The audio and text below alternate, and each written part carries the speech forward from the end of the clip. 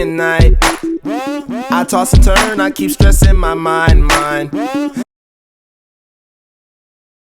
guys? Victor here with a brand new video. I really want to talk about everything that happened yesterday, or some of the things that happened yesterday with UFC Fight Night Jacksonville Day 2. This was the second event out of 3 events in a 7-day span period, so things have been going pretty well so far, pretty smoothly for the UFC, especially with everything that's been happening with the COVID-19 that derailed most of the sports world. But UFC is still the first sport back in the United States, and they are going strong, so I'm very happy about that. And yesterday was definitely a good night of fights, and there was definitely a lot of surprises that definitely went off. You know, Brian Kelleher knocked out Hunter Azure, which was a Dana White's Contender Series hopeful that came up. You know, won his first fight in the UFC. This is going to be his second one. Took a good step up in competition at featherweight. Both these fighters fought at featherweight. They're usually bantamweights, but I guess decided to fight a weight class up ahead if they really wanted to take this fight on short notice, as the rest of the fighters on this card. Chase Sherman came back from a UFC layoff. He lost a couple of fights. The UFC kind of took him off the roster. He had to do a couple things to come back. Took a couple other fights in some other promotions. Did some bare knuckle fighting. So he made his second stint, his second return to the UFC, and he did so in emphatic fashion by knocking out his opponent.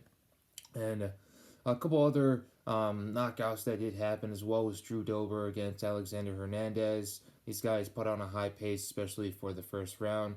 Then Drew Dober was able to find some of his targets on Alexander Hernandez and definitely get his strides going, and he's able to knock him out in the second round. So I was definitely happy to see Drew Dober get that win. It looks like he's going to get a number next to his name next week, either Monday or Tuesday.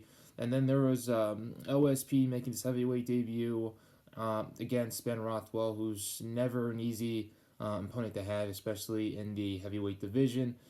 Ben Rothwell had a very long and lengthy layoff from the UFC. I don't know for what reasons, but he came back about a year or two ago, and he fought Lugoy Ivanov, who's actually a really good heavyweight, and not an easy heavyweight to actually fight. And I thought he actually won that fight against Lugoy, but he kind of got screwed over by the judges, and then he ended up having a couple other fights. Another one against Stefan Struve, and he won that one, and now he has another win over Ovince St. Preux. You know, both fighters are definitely going at it, but I just feel like OSP definitely gassed out. I had a feeling he was going to gas out just because of him carrying all that weight and him not having that much experience over at heavyweight. So he was, definitely wasn't able to really push the pace.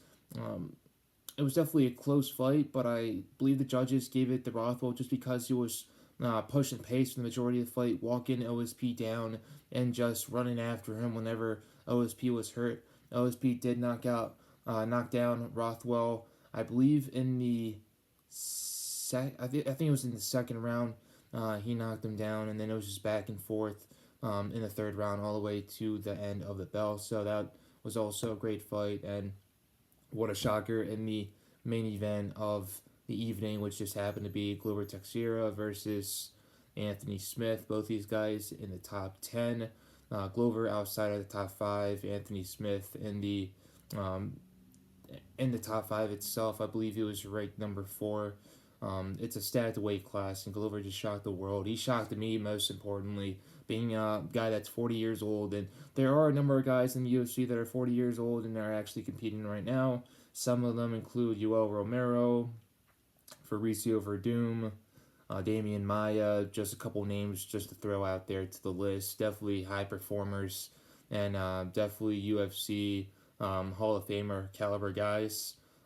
So there are a couple guys out there at the age of 40 that can still get it done, and Glover was just that guy. You know, he had a really bad first round. He was getting cut up. He was getting sliced up by the elbows. He was getting hit with head kicks, and he was just getting hit with nice 1-2s by Anthony. Anthony really mixed things up really nicely in the first round, and the second round was also like that as well. It was all Anthony Smith.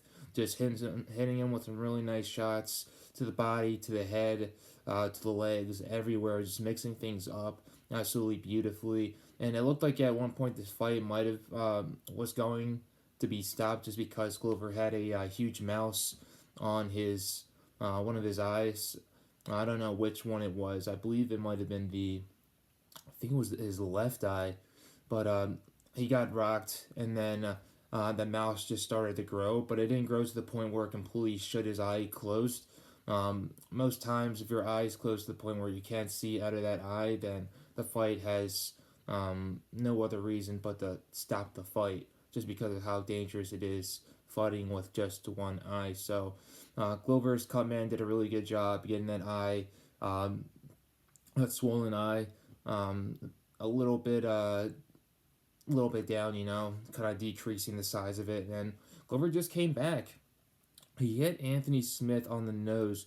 It was either the eye or the nose, but I believe he hit him flush on the nose, and that really hurt Anthony. I saw Anthony grabbing his nose after he got hit like this, and then he was just backing up, and it looked like all the energy was just gone. And just after that, Glover just took him down. Just he started rocking him and knocking Anthony Smith down, and just started mounting on him and just grinding on him with great ground and pound for 2 straight rounds, rounds 3 and 4, which were obviously 10-8 rounds. They might have been 10-7 rounds as well, if you think about it, just because Glover was putting in a lot of the work during those 2 rounds and inflicting a whole lot of damage. At some point in the fight, Anthony Smith was even losing some of his teeth as well during the fight. He even handed some of his teeth to the referee, and Dana White clarified that during his post-event press conference, that Anthony Smith had lost either a tooth or two, and he picked it up and handed it to the ref. And that's just crazy, man. I think Anthony shouldn't have sustained all that damage during this fight. I believe his corner should have called it after Anthony was complaining about his teeth getting knocked out, and he just didn't have anything else left in the tank. He was still throwing some punches, some strikes in there, some elbows, and some 1-2s, but it just wasn't good enough. The pressure of Glover was way too much, and he was able to stop the fight. So I believe overall this was a great event, and I can't wait for this Saturday. It's going to be Walt Harris versus Alistair Overeem for the main event this Saturday, UFC Jacksonville Part 3. So I'm very happy and very excited. UFC's been putting on some great events lately, and I appreciate everything that they've been able to do, Dana White's been able to do, and also got to appreciate the President Donald Trump, for helping Dana White get to this point and helping the UFC finally get back to the national stage, and hopefully they can keep on doing it. So I appreciate you guys for watching this video. Once again, the fights were amazing, and I'll make another video. I'll just make another video detailing the main event, and maybe even the co-main event or another fight on that card that really interests me, and then I'll make a video detailing what is next for the UFC after this week is over. So appreciate you guys for watching. Stay safe and stay blessed. Later.